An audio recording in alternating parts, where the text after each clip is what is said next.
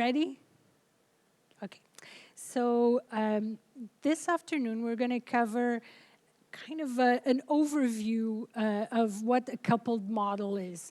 And by coupled model, we mean two systems that are coupled and are evolving dynamically at the same time.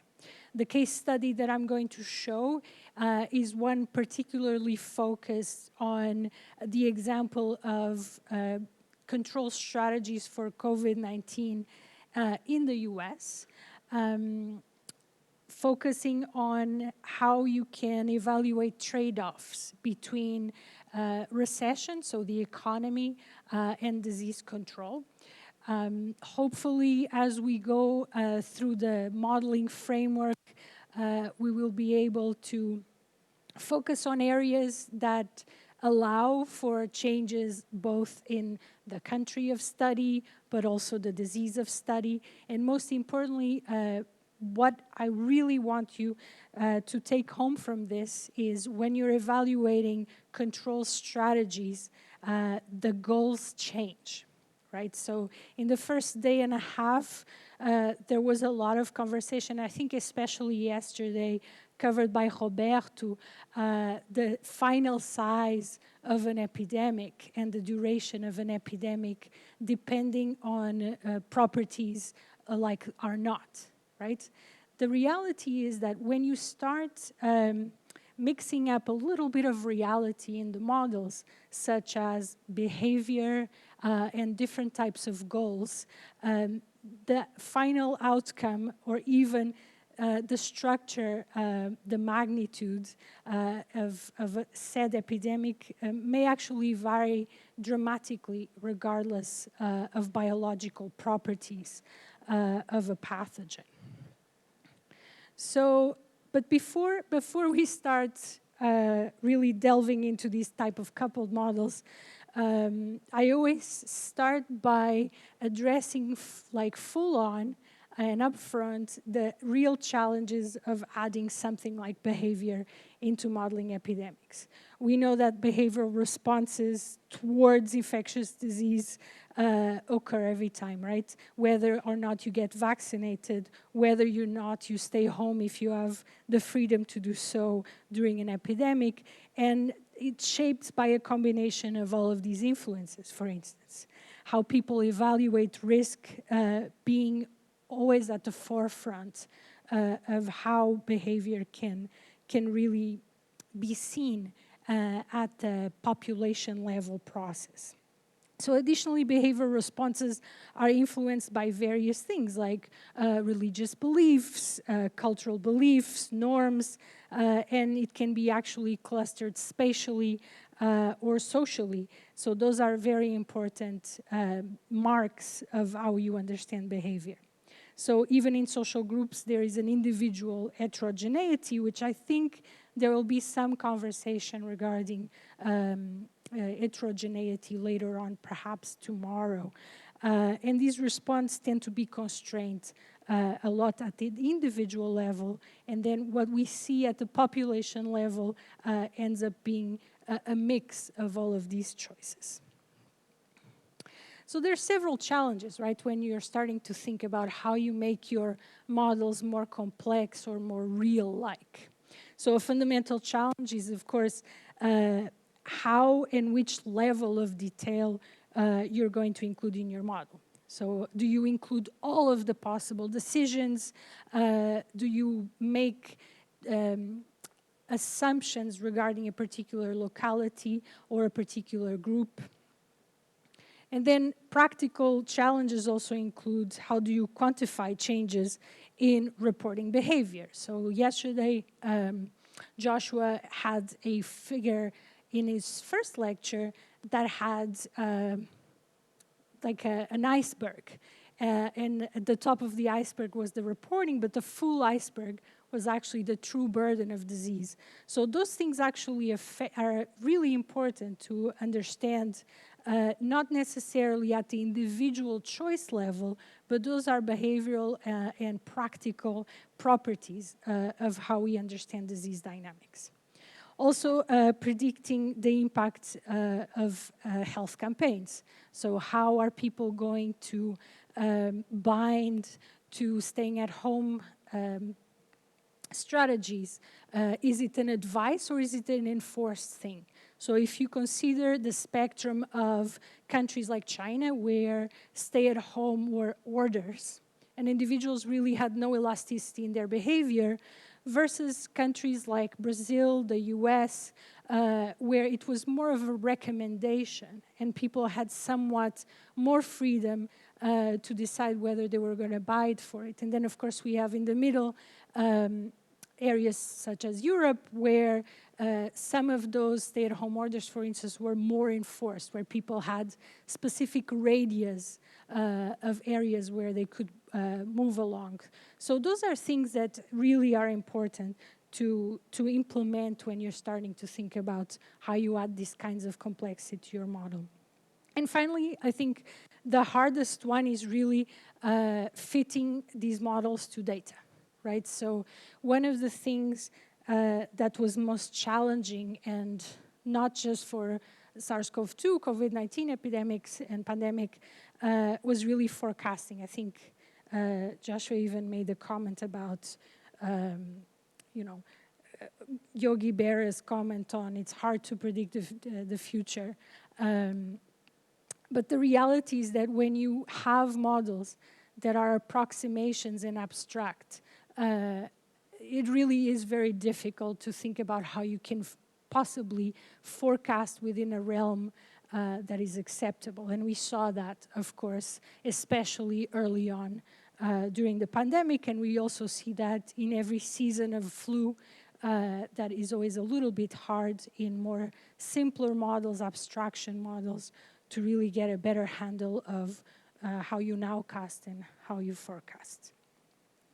So other challenges involve the role of movement or travel as proxy for behavior, novel data sources like behaviors implied from Google searches, social media, and real-time data collection, such as kind of how do you involve models that utilize, for instance, genomic surveillance data in real time. So that is not today. That's going to be my final talk on Thursday. Today, we're really going to be talking about how you develop these coupled systems, these transdisciplinary approaches to really get a handle of how you add complexity to your models. So I was really excited to find out that this group actually is quite transdisciplinary in nature. So hopefully you'll be excited to, and well-positioned to really take on these kinds of challenges overall. Because the biggest one is really how people from different fields often are using the same words, but describing intrinsically very different processes. So that's perhaps one of the biggest challenges when you're starting to think about coupled systems. So I think so far, this room is going to believe this statement, right? Mathematical models are amazing tools to study dynamics. And any sort of dynamics, right? Not just epidemics, but regular dynamics. But today I'm hoping that you'll see and you'll discover with me how they're actually very valuable as well to think about feedbacks. Because when you're thinking about coupled systems, the most important feature of these kinds of models is evaluate two things: goals and feedbacks. So why do we want to study feedbacks? Behavioral dynamics are not always incorporated in these models because it's hard. But in order to really formulate models with infectious disease dynamics and behaviors, making them interdependent, we really need to understand the mechanisms behind that mutual dependence. So it's not yet on your folder that you have access to, but by the end of the week, I'm going to have a folder that spans different types of behavioral models that will be divided by goals, and also different types of theoretical approaches, including some code for you to play around once you go home, you relax, and you kind of are ready to delve into this. So the other thing that I think is really important to think about is really how you account for individual behavioral heterogeneities. And there's going to be a little bit of that, I think, tomorrow. Something fell. Tomorrow and on Thursday. But really think about how these shifts in heterogeneities can be important because predictions are often unreliable, right? If they fail to account dynamics of behavior or any sort of heterogeneity.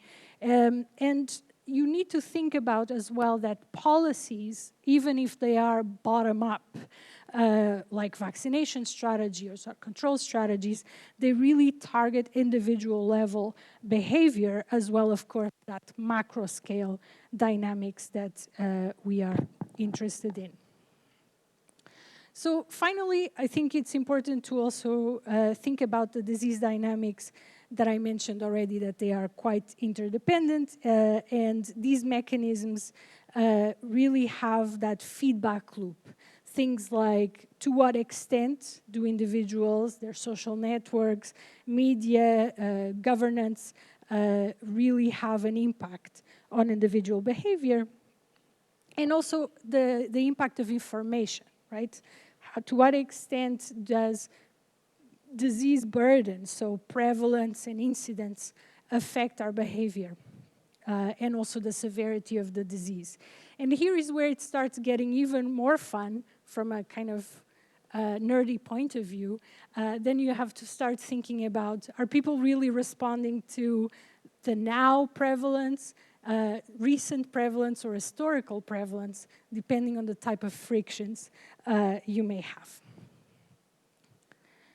So the reason how, and I hope you'll find this funny because it really was quite dark comedy how this paper came about. We were at a dinner with some colleagues, and the question came about, do we actually believe people will walk over dead bodies to get to work? And is this really a thing, right? If people are dying around you, do we believe that under certain circumstances, if given a choice, they will still go to work? And so this idea of, if you're only thinking about disease control, the answer is always going to be no. People will never walk over dead bodies to go anywhere in a case of a pandemic. But as you start thinking about layers, that question becomes a little bit harder to answer. So we have 3 layers that I think are going to be hopefully clearer at the end of this lecture.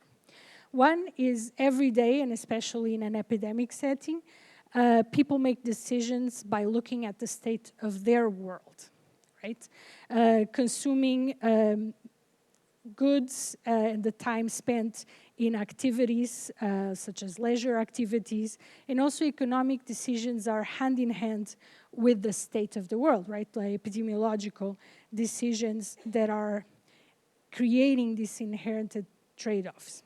The second layer is what I know today allows me to perhaps anticipate what may happen to me tomorrow. And what I know today definitely shapes my willingness to take a particular risk tomorrow. And then finally, the third layer, which is what makes these kinds of models relevant to the real world, is the layer of policy, right? So bottom-up type policy design really is an important designing instrument to control disease and think about the economic effects that are crucial. So these kinds of models will hopefully capture key elements of disease dynamics. They'll carefully consider micro foundations of behavior, meaning like what makes a person do a particular thing. And then, of course, embeds individual decisions and disease dynamics within an economics or any sort of behavioral type framework. So let's start thinking about how the model gets constructed. I think I'm going to use the mouse. Yeah, it might be better.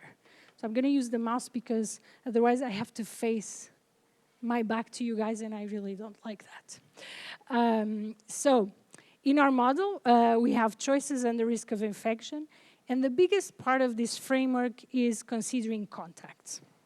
So up till now, we have been thinking about mean field type models where, people have the same probability of encountering other individuals. In these types of models that we're thinking about behavior, we start thinking about how we can incorporate probability of infection given a contact. And by default, those things vary in 2 dimensions. Well, in several dimensions, but of course, for the purpose of today, we're going to think about 2 dimensions. One is by age. So number of contacts, daily contacts, for instance, vary by age or by hour, but also they vary by activity. There are activities that relate to work, that, if you're an adult, is actually going to a place of work and working. If you are a school-age individuals, your work is going to school, so it's still work. And then we have activities such as home activities or school activities, or kind of activities that are neither home or school, but you still have to account for them, such as going to the pool or going to the park, so kind of leisurely activities. But we can really frame these types of activities as avoidable and unavoidable activities, right? There's always going to be a certain number of contacts that you can restrict if you have to, but many other contacts are absolutely unavoidable. So individual choices are, of course, based on these contacts, and they actually affect disease dynamics, which I'm sure it's a concept that is by now fairly normal to you all, since a little bit of the idea of probability of infection has been explored by both Joshua and Roberto. So the idea behind this particular type of modeling is really thinking about that individual choices, such as economic choices, drive population-level outcomes, such as disease prevalence and economic recessions. So we calibrated our model thinking about these kind of market-like decisions, right? We incorporate these macroeconomics term that is going to be new for all of you, called value of statistical life, which is basically a trade-off between going to work and dying. So, for instance, if for an individual the value of reducing your death probability by 0.0001 is about $100 per year, then you can think about what that means at the population level in that year, and it results, depending on the size of the population, in the millions, of course. So it's basically that local trade-off between fatality risk or death and money. So because this is, of course, a coupled model, we are going to have the disease dynamics part of the model, so an SIR type formulation, which I'll get into details in the next slides, that is definitely coupled with this type of decisions. So the outputs of the model are going to be infected population, size of an epidemic, the magnitude, how long an epidemic lasts, the number of individuals at each age group that are infectious, recovered, and susceptible as time goes on, and of course the death rate of a population. And then it's coupled, of course, with things like how many dollars does a particular individual lose daily, and of course at the population level, what is the recession, so how much debt does an actual country get into. So the idea behind this is that choices generate contacts, and they evolve endogenously. And what I mean by this is that in typical non-behavioral models, you have this kind of extrinsic to the to the dynamic, you have a pressure on your model that mechanically decreases your number of contacts. But in this case, we actually allow the behavior to change over time endogenously because the risk and the perception of risk will change over time. But I'll get into more detail now. So in the US economy, the average individual has about 7.5 contacts at their place of work during an 8-hour workday. So that's kind of the average. Whether you are in a school or you are, of course, in a regular workplace, this will then become a little bit of a distribution. And these, of course, are avoidable contacts if the individual can alter their labor supply, meaning if the individual can stay at home or if the individual needs to go in. In contrast, contacts such as those that occur at home are obviously unavoidable and always carry a risk of infection.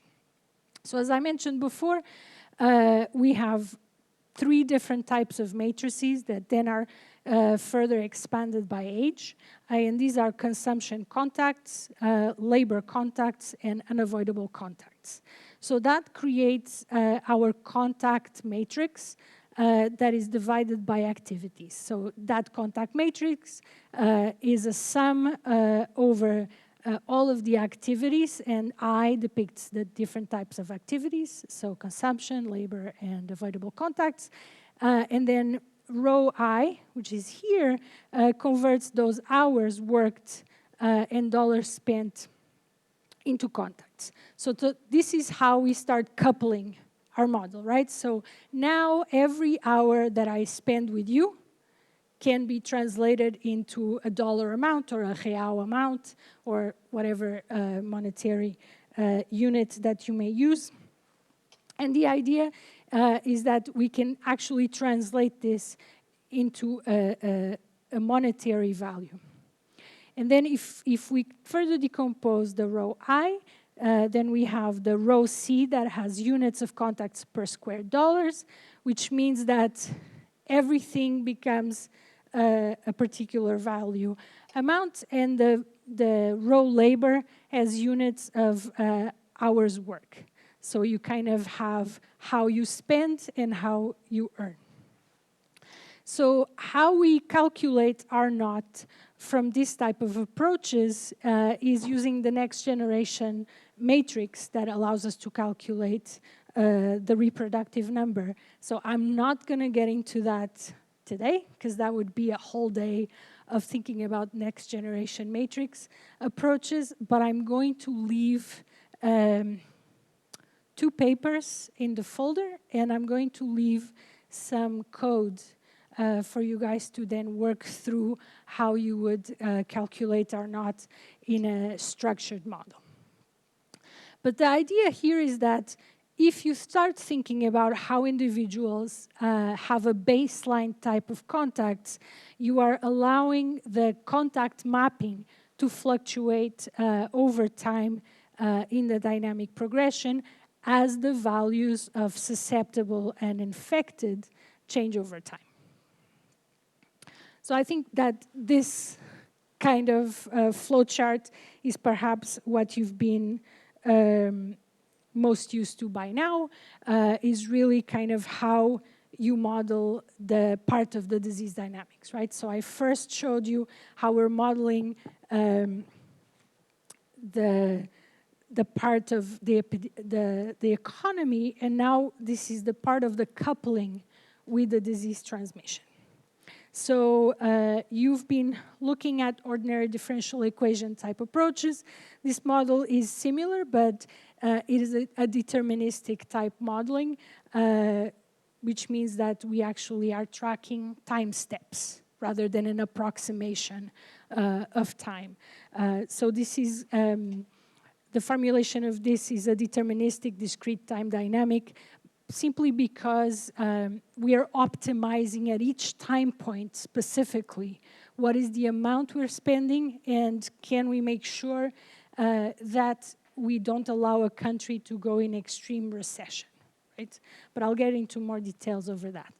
But as before, we are tracking the susceptible population, and we are tracking the infectious population, the recovered population, and of course, in this case, the death rate. Because, as I mentioned before, since we're interested in the value of statistical life, and that is predicated on the fear of dying, it really is important to understand at a given point how many people might be dying.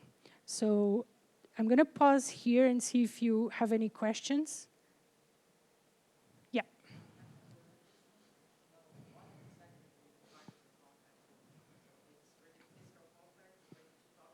Yeah.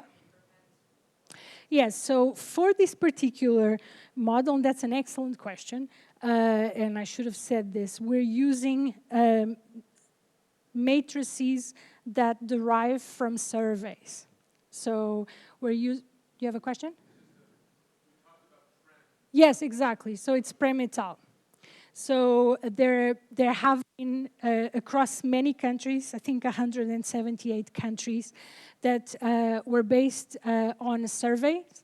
And people have to, according to a particular definition, have to account for how many people they have been in close contact with. So in this case, there's a definition of how many minutes you have been in close contact with each other. In the real world, of course, we know that me standing here talking to you guys is a very different contact than if I were sitting next to you and we were having a chat about contact matrices, right? And thus, there is still yet another more real layer one can introduce in terms of a distribution of how infectious a particular contact may be. But that was actually a really, really good question.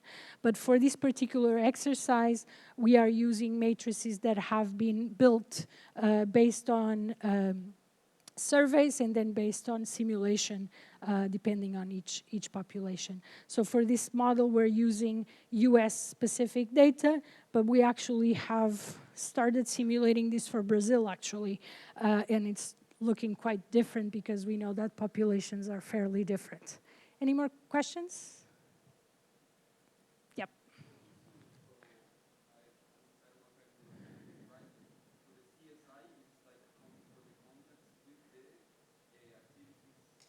Yes, so the contact matrix is precise.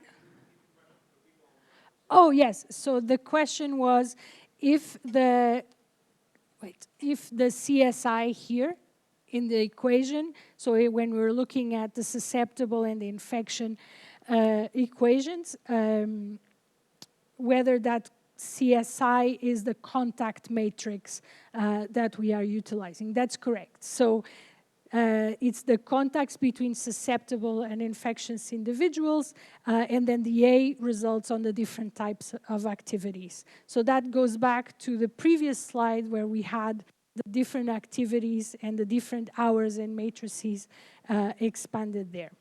But I'm going to go over those values now. So if you look closely as well, next to the contact matrix, we have a tau. And this tau is kind of determines the infections per contact. So if we were to decompose the beta in the previous presentations that we've seen from Joshua and Roberto, we kind of are decomposing that beta into the biological part of the pathogen, which is our tau, so how infectious a particular pathogen or a particular variant is. And then we have the contacts part that is predicated on our matrix. And so it results that our beta is, of course, our contacts by activity times that infectious biological component of the pathogen. So then, as you could see, in between transitions, between states, we then track a rate of recovery, which is our gamma in an ordinary differential equation that I think you've explored already yesterday. And we have, of course, in this case, the probability of death or death rate which tracks the proportion of individuals that might die given the situation. So for analytical tractability, the baseline model assumes that individuals are all-knowing, right? So I know today that I tested positive, and the assumption is that everybody has tests that are perfectly available to them and will give them exactly their health status.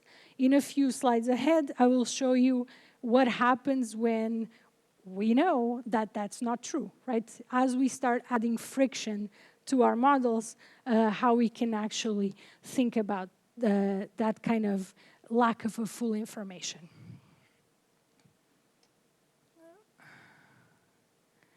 So now we go back to understanding how we couple our epidemic transitions with our economic transitions, right?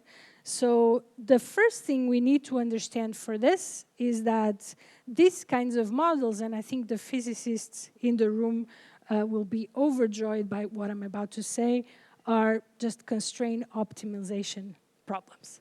So it is nothing other than an optimization exercise and how we can actually create solutions given what we are controlling for. And then we have two different types of optimization problems. We have a voluntary optimization problem where individuals are optimizing for their own well-being. So what is good for me is what I'm making a decision based on. And then we have the targeted responses, which is a governance kind of optimization problem where a specific a state health department or a government, which is what we call a planner, makes decisions not based on one individual, but actually the whole population, what is best for the population. In this model today, everything is deterministic. Because I knew that you are only going to cover Gillespie stochastic simulations tomorrow. There is already a stochastic formulation of this modeling approach, but I thought it was going to be a little bit insane to cover that today. But I see that perhaps you're already ahead of all of us, so we can definitely discuss that. Yeah.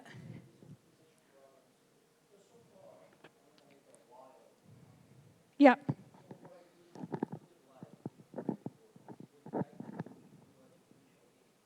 Oh, yeah, yeah. Yeah.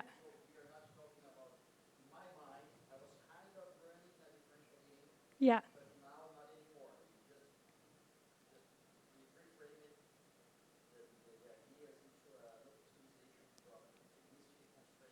Exactly. So if you remember 2 slides ago, I very clearly said it is a deterministic, discrete time model, precisely because the kinds of results that I'm going to show will have, for instance, no uncertainty, right?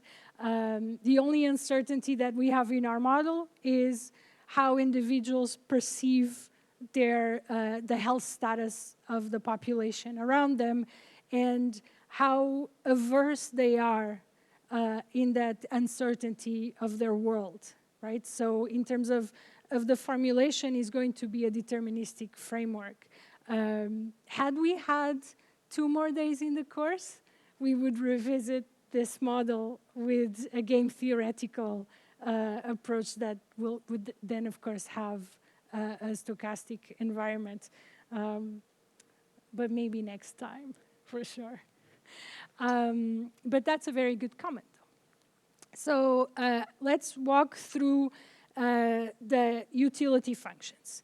So in economics, and the reason why I'm walking slowly in this is that, so this is, of course, an epidemics course, but because this is a coupled model, it's really important to make sure that our framework is exactly at the same baseline. So in economics, when we're talking about an utility function, it measures your preferences. So do you like to go to the movies? Do you like to go to the park? Do you like to stay at home and read a book? Versus, your willingness to work to cover all of those expenses. And then the present utility, which is T1, right, or T, captures your current benefits from how much you spend and how much you work. And then when you go to your expected future utility, which is time T+1, T+2, and so on, we have this delta value here that kind of, it's a correction factor for what you might decide not to do today in order to be able to do it tomorrow, right? So let's say today I don't go out for dinner because I want to make sure I don't get infected with COVID and I can go and work tomorrow. So that correction factor allows you to perhaps change a little bit your utility.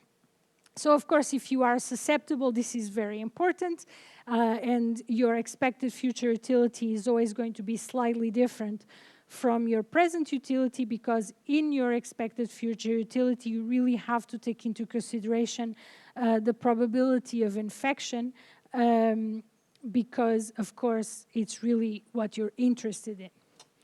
And then we have the economic activity level, so how much you consume and how much you work.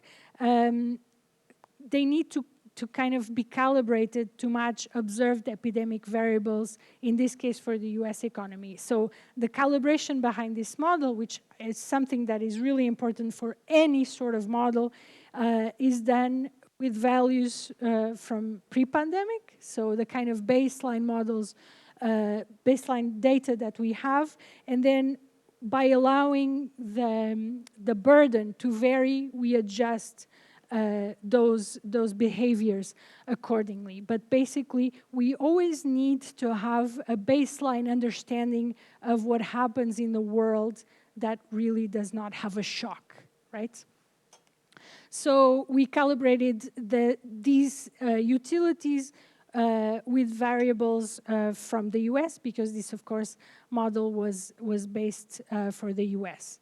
And then two things that I think are really important to understand is that, as our colleague was talking about, this is a recursive optimization problem. So there are things that are constrained by default, but still allow for adaptive behavior to occur. So I think the other thing that is important really to think about is how the probability of infection over time really depends on that contact matrix that we talked about, right? So you basically need to consider the probability of susceptibles encountering infected at these different types of activities, which is how your behavior will endogenously change over time, right? So you understand or have information on how many infected are in the population, and you adjust your activities as you move along. So basically, the idea is that individuals, even in the most basic formulation of a behavior model, act on purpose, right? People actually make decisions, whether they are really to their own benefit or not. Every day we're making decisions that actually affect whatever surrounds us. So everybody acts with a purpose. Now, when we start thinking about the targeted situation, which is a different type of approach, we now stop thinking about my own risk aversion or my own willingness or my own utility, but now everything is translated at the population level. So now if we're thinking about a decision maker, a stakeholder, those decisions are made with the information of all of the population, trying to maximize particular things. So before I start showing you results, I'm going to tell you that for this particular model, our goal, so our planner goal, was to minimize the recession, making sure that cases don't go out of control. So when we started constraining our optimization problem in the setting of a stakeholder, of a planner, we wanted to make sure that trade-off would be as little as possible for a country not to go bust, which is obviously the biggest problem we were encountering when trying to control for an epidemic. So we're now going to go through some of those results, and I assure you that some of them will look very strange, but I will continue reminding you that the optimization was, let's not have a country go bust and make sure we don't kill everyone at the same time. So I'm going to start walking through the left and go all the way to the right. So in this first plot, we have on the y-axis the proportion of cases, and on the x-axis days, so time, and three different curves. We have blanket lockdown, which is when a particular stakeholder decides that everybody stays home. So let's think about the most dramatic one, which is a Chinese example, where a planner tells the population, you stay home, and you stay home. And then you have voluntary isolation, which is, of course, your voluntary decisions, and your targeted isolation, which is your planner trying to implement situations or conditions such that the country doesn't go bust, so there's no recession, but cases plod along, and not everybody is infectious or infected at the same time. And then on the plot in the middle, we have the average individual losses, which is, of course, the optimization we were going for. And here again, in orange, we have blanket, voluntary, and in purple, we have the targeted. So off the bat, there are things that you'll probably see immediately. While there's, of course, a very dramatic difference between how much a person is saving versus how many infections there are, it depends wildly on the type of targeted or voluntary isolation. So you see that the curves between the targeted, which is somebody telling you what to do, and the voluntary, which is you doing what you do best for yourself, the infection curve actually is not that different. So you actually don't have a big trade-off between how many infections there are in a population, regardless of you having your population doing what's best for them versus what a targeted optimization would do. What we start seeing big differences, of course, is when you're thinking about the blanket lockdown. So those blind lockdowns that we saw in a lot of countries, right?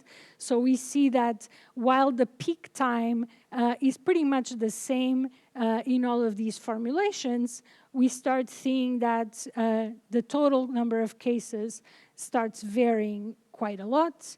And it really depends on the type of strategy you have. And then the biggest change, of course, is in all of the economic markers, right? So how deep a recession is, the time to economic recovery, and of course, economics-wide loss. And this is where you translate your individual losses here to the economy. So I want to kind of re-emphasize that, and we have this in the paper, and when you play with the code at a later time, if you choose to do so, you'll see that if you change the optimization to optimize for elimination of cases versus maintaining the recession at a specific point, you'll end up with curves that, of course, are very different, but then you start having a bigger trade-off between these scenarios.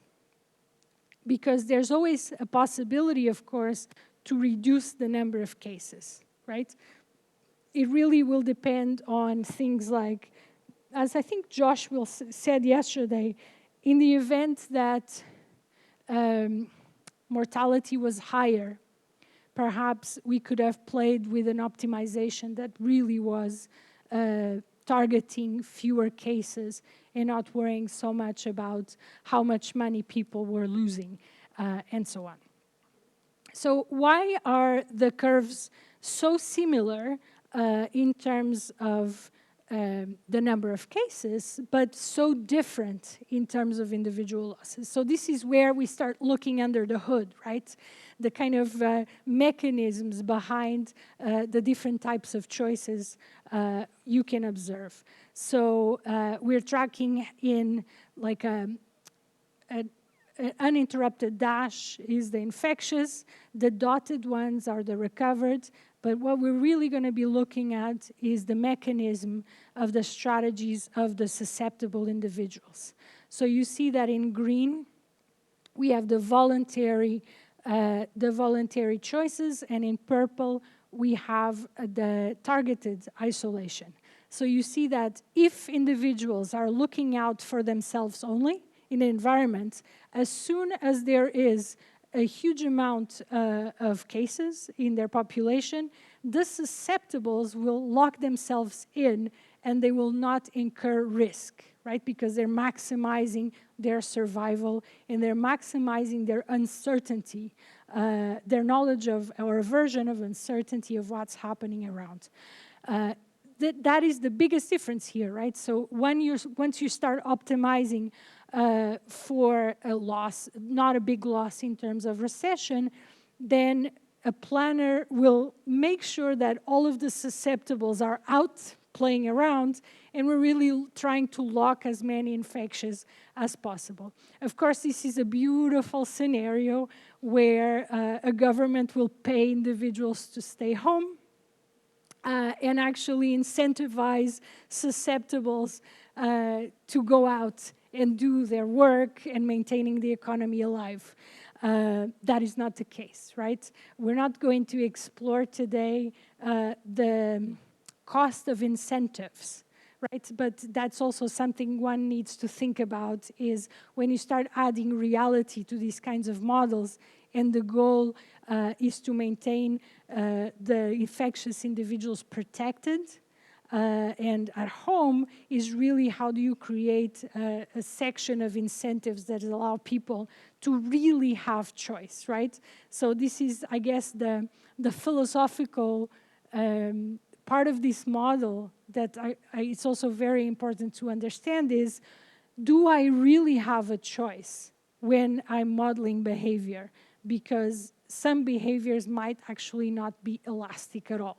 So in this room, I'm going to say for the most part, of course, without trying to generalize a lot, the professors were able to continue their productivity while working from home, and some students the same.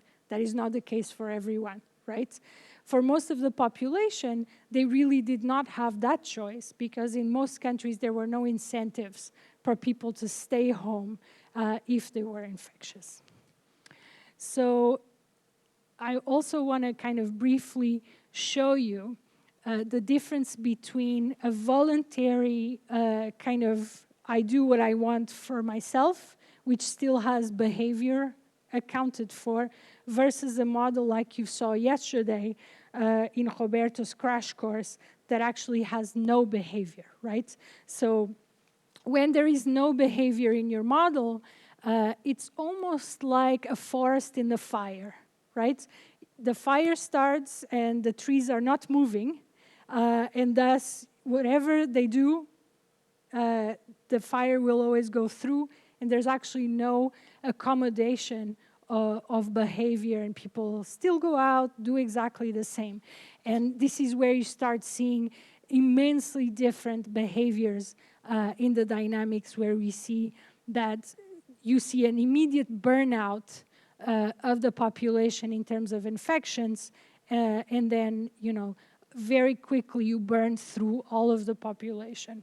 Obviously, this is in a scenario where infections would be sterilizing, so you cannot have it again, and there is not a scenario in this case for different variants that would have different cross-immunities and so on. So in a very simple example, such as the one you guys saw yesterday with Roberto. So Okay, so now what? We have this beautiful model that tracks behavior in this idyllic world where I know if I'm infected and I know all of your infectious status. But we know that that's ridiculous, right? Not only that did not happen at the beginning of the pandemic, but also still does not happen, right? Especially now with at-home tests, we really have no clue if people are reporting it or not, and we really have no idea what's happening in that situation. So the previous examples, the point of them, and I hope that I was able to communicate that effectively, it was really just to get at the mechanism, right? This point of what happens when you turn a knob of a particular parameter, what is the output? And we actually can quantify those different types of inputs and outputs depending on the types of parameters that we have. In this reality of where things are not perfect, now that we are all in the same space that we understand the mechanism, how do you add friction into our models and create some sort of stopgaps in things like information and in things like compliance? So I'm going to go through a few examples of what happens when there are lags in testing and the test quality changes to start with. And then I'll go into examples of, even if you tell me what to do, I will rebel and tell you to mind your own business, right? So this kind of thing. So in this first example, we have a lag of an 8-day lag, and only 10% of tests return a correct result. What does this mean? That I won't know my own status for 8 days, I won't know your own status for 8 days, but also 90% of times it's a random result, right? It can be positive, like a true positive or a false positive and so on. So now individuals are no longer aware of their own health status, and the information about the distribution of health status in the population is not only delayed, but likely highly inaccurate. And that sounds very similar to what we had, at least at the beginning of the pandemic, dare I say now, again, right? We really don't know what's going on in terms of the population burden. So what we start seeing is that in the case of a blanket lockdown, voluntary and target lockdown, the prevalence still remains the same because remember, we're still controlling for let's not get the country bankrupt. But what really starts becoming very interesting is really that in the absence of that knowledge, the role of a government really becomes less effective. Right? Because if they don't know, they can't really tell you you should stay home or you should go to work. So what happens is that the behavior that is imposed by the targeted isolation really is not much better than what people are doing from themselves. And you actually see that in the recession, right? You actually see that the recession values end up being very, very similar.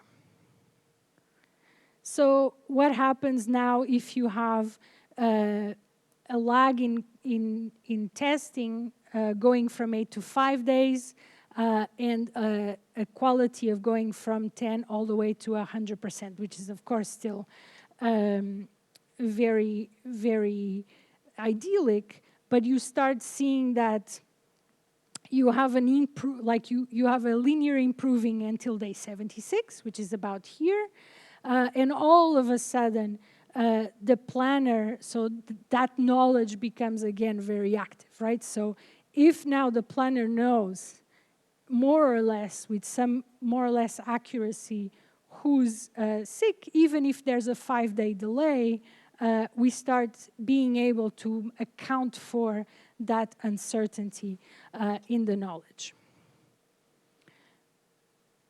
if the lag is still an 8-day lag, but the tests improve from 10 to 100, you actually see that the recession gets worse, meaning that even if the test is fairly good, the 8-day lag makes it so that the planner is almost useless, right? Because it's operating blind. So this is where is basically the situation we saw during the pandemic, right?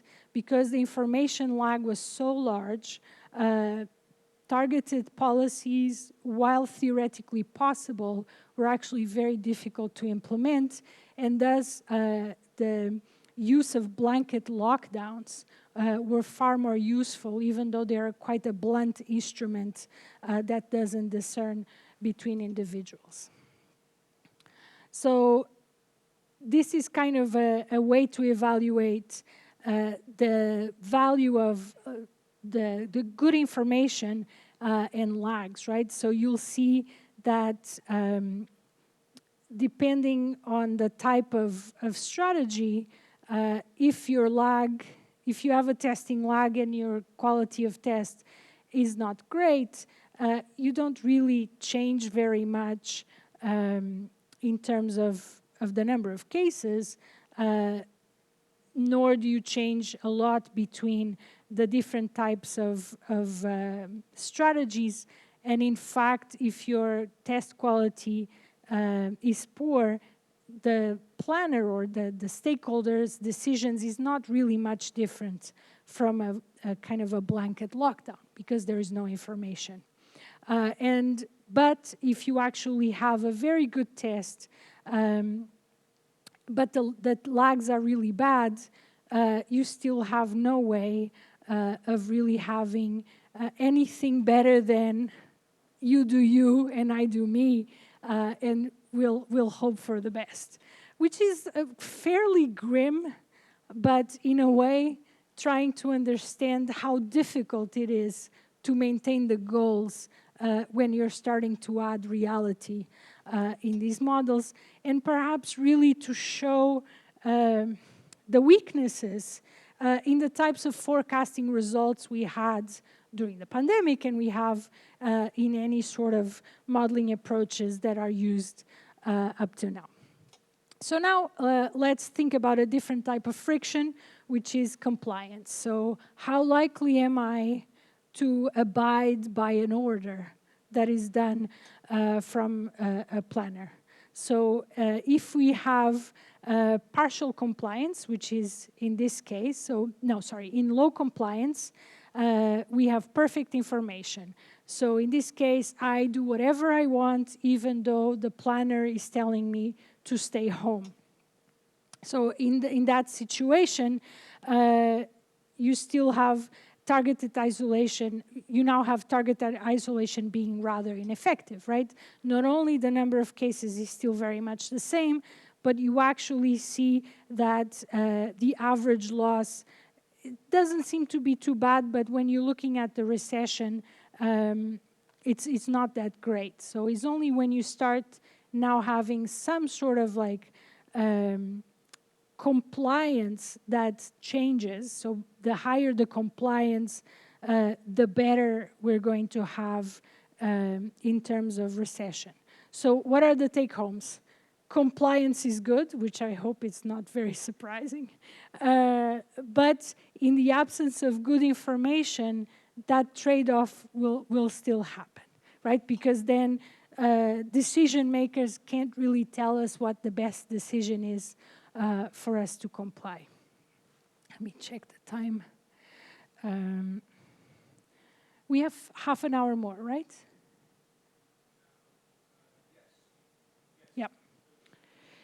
So I'll go one more thing, and then we will have some time for questions. But before I start going through some parameter sensitivity, do you guys have any more questions, or are you pretty much getting close to needing a coffee? All right, so I'll go over some of the parameter sensitivity. So hopefully, in this next few parts of the slides, we're going to go touch a little bit on something that I left and a kind of a brushed under the rug, which was asymptomatics, right? We really are dealing with the symptomatics in a simple way, which is if you don't have symptoms, we know you're infectious, but we'll let you go to work, right?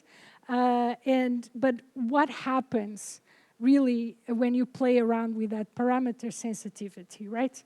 So, because we know that, of course, there will be very different outcomes in this situation. So the assumptions for our model is if you have pre-symptomatic or asymptomatic or mild infections, even though you're infectious, you go on and do your business. We don't really care.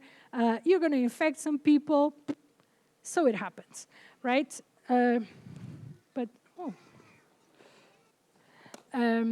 that's, of course, not always the case. So here we did an exploration of the proportion of asymptomatic, pre-symptomatic, and mild infections. So you go from 0 all the way to 85, of course, because we cannot have a population with 100% asymptomatics in a real scenario.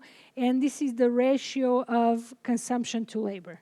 So the smaller the ratio, the more you consume in relation to your work. The higher the ratio, the more you consume in relation to work, right? So you try to spend more. You don't reduce as much your spending, but you reduce your work, right? If that ratio is very high. So really, the idea is that in targeted, so individual losses averse, right? So this is again the economy, so the amount of money you lose, and of course the number of cases. Not surprisingly, again, if we are only controlling for recession, no matter what you do and no matter how many asymptomatic, pre-symptomatic, and mild infections, it won't really change much. But as you're controlling for a recession, of course, you'll see that targeted isolation relative to voluntary isolation changes as we vary the amount of symptomatics, right? So that kind of ratio of consumption to labor is going to be the best if you have a high proportion of asymptomatics, but you really kind of balance your consumption to your labor. And this is thinking about how sensitive these results are, and we see the same, right? In this case, that ratio of when we're thinking about unavoidable versus avoidable. So remember, we were thinking about going to school or to work versus your home contacts, right? It looked like Zoom stopped, but it didn't. I'm still there. So did I think I left Zoom. Let me just make sure. I think something happened. 1 second.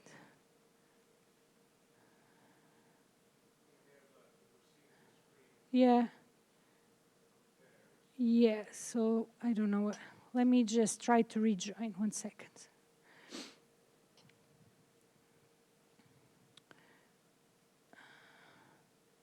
Weird.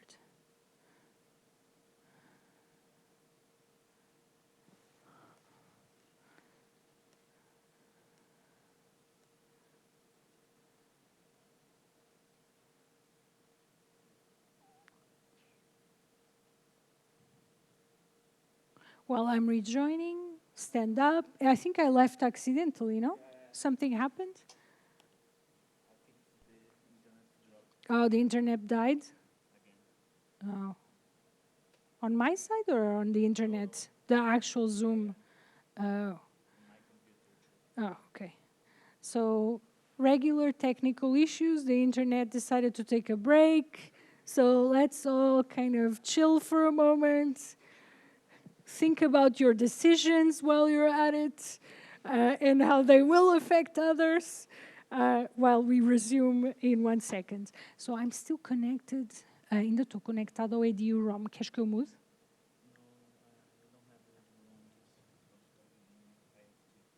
Não, mas eu estou conectado ao edu-rom. Queres que mude? Ai, aqui. Ok. Já estás lá? Deixa-me tentar outra vez. Ok, espera aí.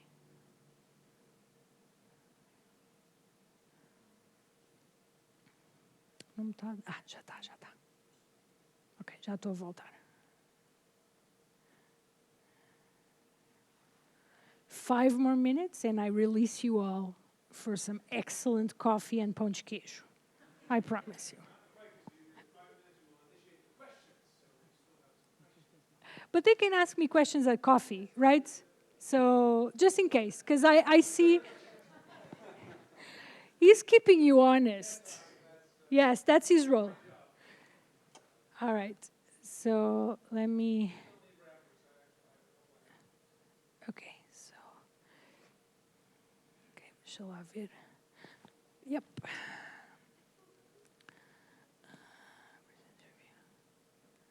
Okay, voltamos?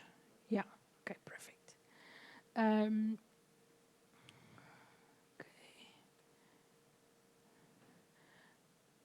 Okay.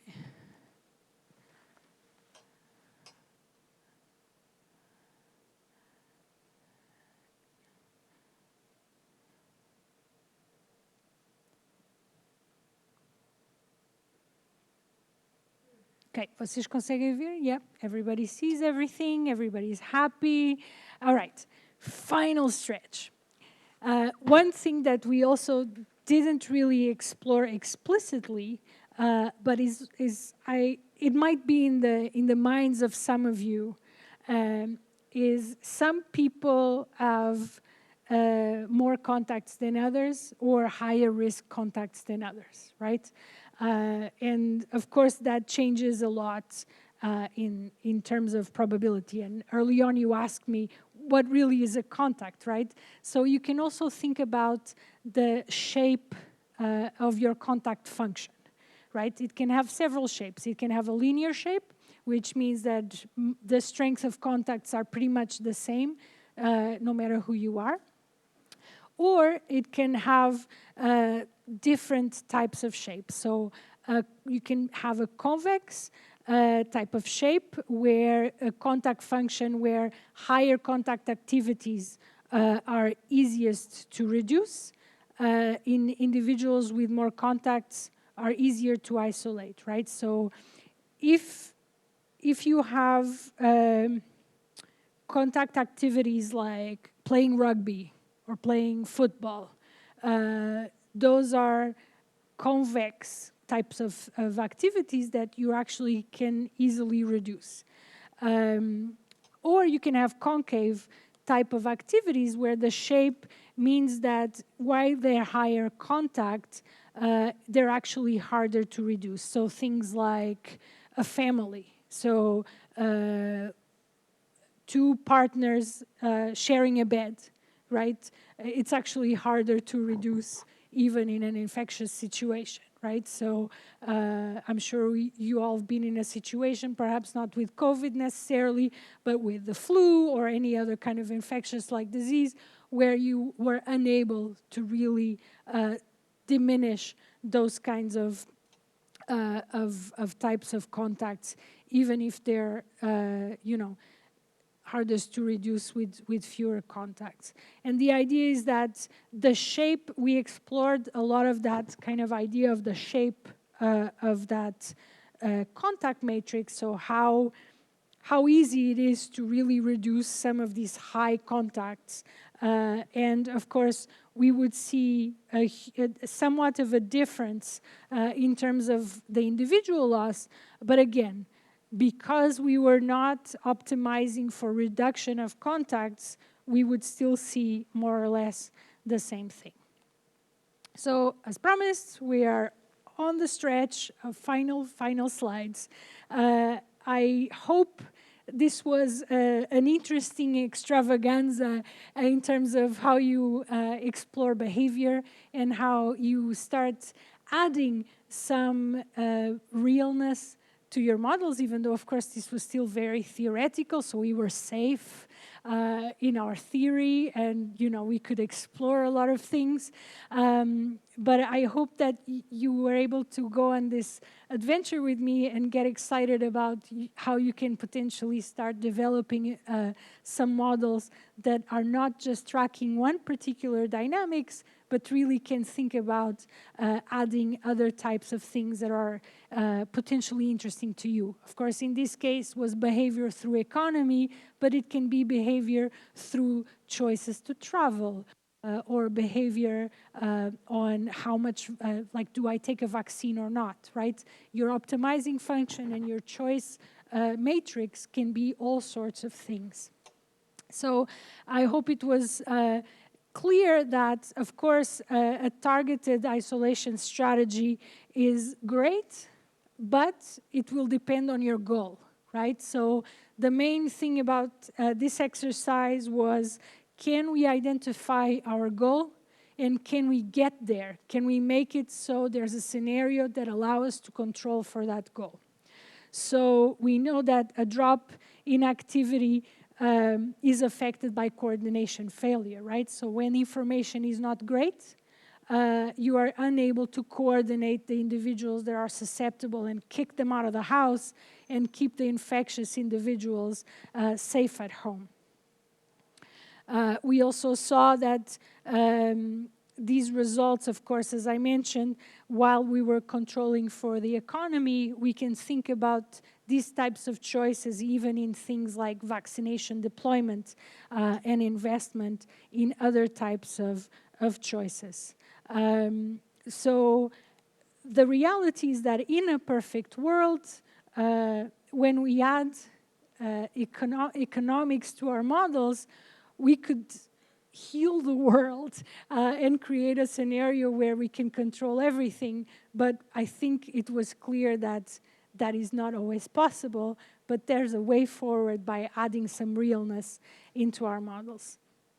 I want to kind of briefly acknowledge my colleagues. So as I mentioned before, these kinds of models are not possible if you don't work transdisciplinarily. So that was Thomas Ash, my PhD student, who's actually a physicist by training. And then my other colleagues were sociologists and economists.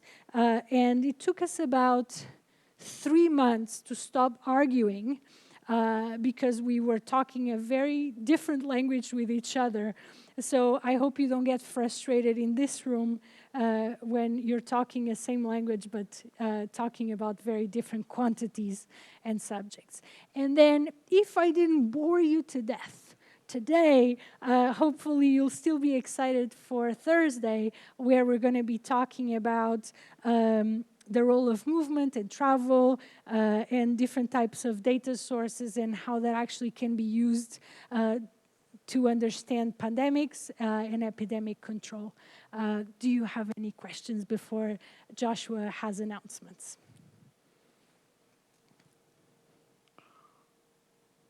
No questions? Questions?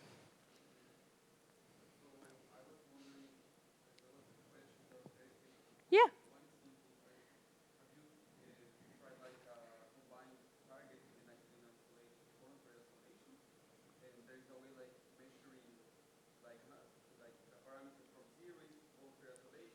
Yeah. Yes. So the quick answer is yes. So the compliance friction models really give you that voluntary kind of scenario evaluation, right?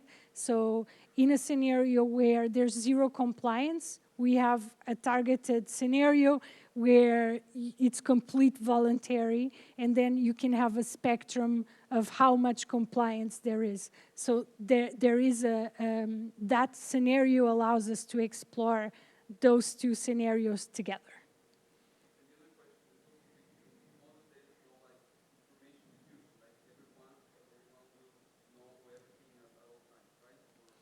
So different scenario. Oh, yes, sorry. So the first question was, can we have does this model allow for having scenarios where we're looking both at planners, so the targeted and the voluntary scenarios? And the answer was yes, when you're thinking about compliance spectrum evaluation, which we explored a little bit, but of course, when I add the information on your folders, you'll have an opportunity to go through that in more detail. The second question, I forgot.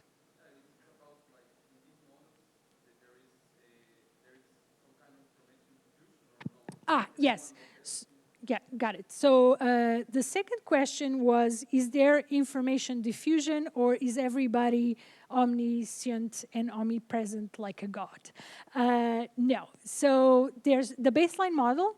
Everybody knows everything. So I know you, you know me, I know everything, and you do too. When you start having frictions on delays of information, then you start having that an availability of information depending on the lag and on the perfection of the test. Now, your question regarding diffusion of information. If you refer in scenarios of some sort of like cluster of information, no, right? We're not really adding a network capability into this model. But because of the parameters are so generic in the formulation of the model that you can actually add some social structure added to the structure of the contacts, right? So you can overlay a network such that then you have behavior and activities that are fairly clustered. So you would have to add somewhat of a spatial component to it. Yeah.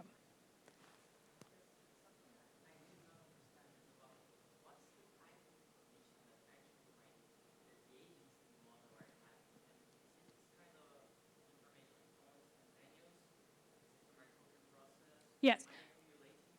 Yes. So I'm glad you asked that question, and I apologize that I didn't clarify that enough. So different scenarios. So the baseline scenario, everybody knows everything. So I know what happened in the past. I also know what happens in the present, and that allows me to, in a Markovian situation, to have a feeling of what I'll do in the next step, right? Because it depends on the previous steps. In the friction example, so the deviations of the model, then you start having lags in that information. So then it's an imperfect process where I know some information, and in some scenarios where the tests are not that great, my information might be completely erroneous. And so I make decisions. It's still a Markovian process that I make decisions today about tomorrow, and what happened tomorrow really depends on previous status in the infectious dynamics and both in the economy, but my decisions will be imperfect because I have a lag of information and perhaps less than perfect awareness of not only my own status, but also the population level status. Yeah? Any more questions?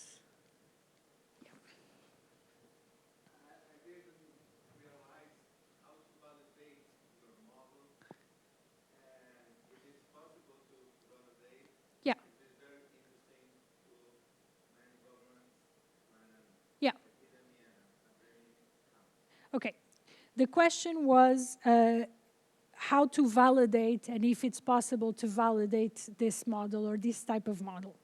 So we calibrated this model with parameters, so with demographic information, with surveys on the population of time used and dollars spent. We also calibrated the value of statistical life through surveys that had been done for many years in the US.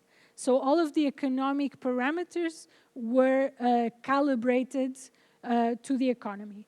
The biological parameters of infection, they were calibrated to the known parameters for COVID in this case. We did not do fits, so we did not do model fits in this exercise for two reasons. One of them is because the model is quite theoretical and because, for instance, it does not have spatially explicit components, and the heterogeneity perhaps is not heterogeneous enough that would allow us to really capture the dynamics of the infection. But we actually fit the economics parameters to data in the model, and we actually matched the recession week by week. So there was some fitting exercises for some of the parameters that we thought we could actually validate. But it was a process of calibration first and validation only in some parts that we knew we could retrieve, because the idea was never really to capture the dynamics of the infection at the point. Yes. Yes, so we did a lot of kind of outer fit. So we basically simulated our model for like 3 years, and then we actually did fits to recover that. If I give this problem to 3 different groups, they will model a little different Yeah. one from the other. So maybe there are other models and you don't know which is best.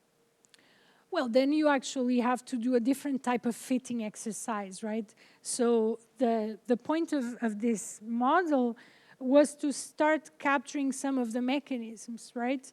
An exercise of fitting models to data to really capture that mechanism in terms of the relationship is very useful, and it should definitely be done, but it was not necessarily the point. But I agree with you that model choice is absolutely vital, especially if you're thinking about forecasting, which was not the case for this. Thank you. Joshua, do you want to make your announcements? Yep.